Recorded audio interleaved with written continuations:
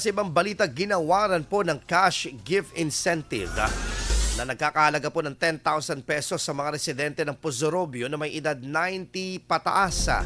6 na Nonagenarians mula po sa iba't ibang barangay ang naging benepisyaryo ng unang batch ng programa.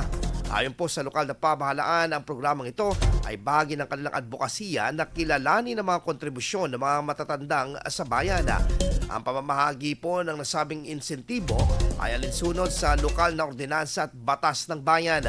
Hinihikayat ng iba pang kwalipikadong senior citizens na hindi pa nakakatanggap ng benepisyo na magbigay ng kanilang valid ID at birth certificate sa MSWDO o sa kanilang barangay daycare worker upang maisama sa susunod na batch ng mga benepisyaryo. IFM News. IFM News. IFM News.